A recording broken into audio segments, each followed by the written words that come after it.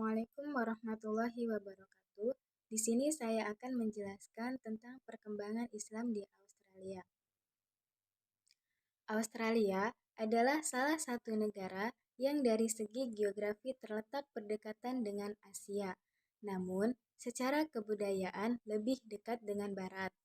Mayoritas penduduk Australia cenderung beragama Kristen.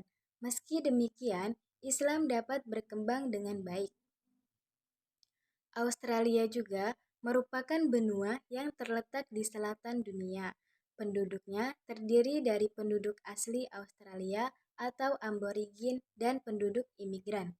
Penduduk aborigin adalah penduduk yang telah berdiam di Australia selama lebih dari 40.000 sampai 60.000 tahun. Sedangkan penduduk imigran adalah penduduk yang berasal dari gelombang migrasi atau keturunan imigran yang tiba di Australia sejak 200 negara. Inggris mendirikan pemukiman Eropa yang pertama di Sydney Cove pada tahun 1788 Masehi. Selanjutnya ada materi tentang sejarah perkembangan Islam di Australia. Islam masuk ke Australia terjadi beberapa fase, yakni fase para nelayan mencari teripang di abad ke-17 Masehi. Kemudian fase berikutnya, Muslim didatangkan dari Afghanistan untuk ekspedisi Bourke dan Wills dalam melintasi padang pasir di pedalaman Australia pada tahun 1860. Muslim di Australia memiliki sejarah yang panjang dan dapat diperkirakan datang sebelum adanya pemukiman Eropa. Beberapa pengunjung awal masyarakat Australia berasal dari bagian timur negara Indonesia, yaitu seorang pedagang dan nelayan. Nelayan dan pedagang berasal dari Makassar yang tiba di pinggiran Australia Utara, Barat, dan Queensland. Mereka melakukan perdagangan dengan penduduk asli setempat dan mencari teripang sebagai makanan yang akan diperdagangkan di pasar Cina untuk mendapatkan keuntungan. Di sisi lain juga, populasi Muslim pertama dari jumlah yang cukup banyak datang dari penunggang kuda pada tahun 1800. Dan pada tahun 1840, seorang bernama Horik mendatangkan binatang unta ke Australia sebagai hewan pengangkut barang di padang pasir. Akan tetapi, usaha yang ia lakukan gagal, sehingga pada tahun 1860 datang kembali sebanyak 24 unta yang akan digunakan untuk mengangkut barang. Sejak kejadian tersebut, mulailah menyusul banyaknya imigran dari Afghanistan ke Australia. Sekitar 300 Muslim berasal dari Afghanistan bekerja sebagai pengangkut air, makanan, maupun barang di daerah yang sulit dilalui. Masyarakat Australia ini pada umumnya menganut sistem yang berbasis keadilan, di mana setiap penduduknya berpotensi dalam demokrasi parlementer dan supremasi hukum, yang masyarakatnya memiliki sikap terbuka dan ramah, terutama untuk para pengunjung. Secara umum, Australia adalah masyarakat egalitarian, artinya tidak ada perbedaan kelas. Namun, di sisi lain, ada beberapa masyarakat Australia beranggapan bahwa umat Islam tidak bisa melakukan hal-hal serupa yang dilakukan oleh sebagian besar masyarakat Australia, karena mereka beranggapan bahwa menolak nilai-nilai Barat, karena nilai-nilai ini yang sangat bertolak belakang dengan kepercayaan. Akan tetapi, pendapat umat Muslim yang bermukim di Australia sekarang memiliki sudut pandang bahwa setiap masyarakat dapat mengakomodasi dengan baik dari berbagai penjuru dunia yang meliputi nilai agama, warna, bahasa, dan etnis. Selanjutnya ada pendidikan Muslim di Australia. Pada dasarnya, pemerintah federal Australia tidak campur tangan langsung dengan tujuan pendidikan, kecuali hanya melalui tujuan umum yang dinyatakan dalam undang-undang. Tetapi, Pemerintah federal menyediakan hampir seluruh dana pendidikan dan memberikan arahan pendidikan.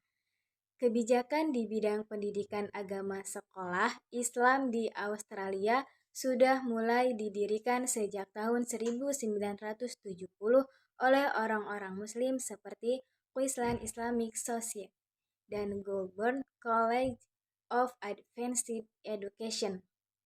Sekolah Queensland Islamic Society ini didirikan di Brisbane yang bertujuan untuk mengajak dan menyadarkan anak-anak Muslim untuk mendirikan sholat dan meningkatkan hubungan silaturahmi. Pelajarnya berasal dari India, Indonesia, Afrika, Turki, Pakistan, Lebanon, dan penduduk asli Australia sendiri. Kemudian, Goulburn College of Advanced Education didirikan di Goulburn, yaitu sebuah pendidikan guru yang telah melahirkan sarjana muda. Selanjutnya yaitu organisasi Muslim di Australia. Yang pertama itu ada AFIC, Australian Federation of Islamic pada tahun 1976 yang merupakan bentuk organisasi Islam yang bertaraf nasional. Tugas AFIC sebagai organisasi Islam adalah melaksanakan koordinasi, khususnya dalam menyampaikan dakwah Islam di seluruh wilayah benua Australia. AFIC berada di Sydney yang telah melaksanakan kegiatan-kegiatan seperti 1. Menyelenggarakan prosesi pernikahan sesuai dengan cara Islam dengan mengambil tempat di masjid atau Islamic Center. 2. Mengadakan kerjasama dengan pemerintah Australia dalam proses penyembelihan hewan-hewan yang dagingnya akan diekspor ke negara-negara Islam. 3. Mengangkat imam-imam masjid yang berada di Australia. Imam masjid yang diangkat ini digaji oleh pemerintah Saudi Arabia. Yang kedua itu Federation of Islamic Societies, himpunan masyarakat Islam yang terdiri dari 35 organisasi masyarakat Muslim lokal dan 9 dewan Islam. Selanjutnya Muslim Student Association, organisasi yang mengeluarkan majalah Al-Manar yang bertebaran di New South Wales, Sydney, dan Victoria, Melbourne. Selanjutnya Muslim Women's Center, pusat wanita Islam. Organisasi ini bertujuan untuk mempelajari bahasa Inggris kaum muslimin yang baru datang ke Australia. Materi yang terakhir yaitu kebijakan pemerintah Australia terhadap Islam. Yang pertama, kebijakan pemerintah Australia terhadap minoritas Muslim dikuasai oleh dua kekuatan politik, yaitu konservatif dan progresif, yang selalu berusaha agar tetap seimbang dengan penerapan nilai-nilai liberalisme. Kedua, konsistensi komunitas Muslim Australia sebagai objek yang harus mengalami sosialisasi dan menyeimbangkan nilai liberal dan peradaban Barat. Ketiga, kekuatan politik yang berada di Australia ini diwakili oleh Partai Liberal dan Partai Buruh, di mana mereka selalu berusaha untuk menegakkan nilai sekularisme dalam masyarakat.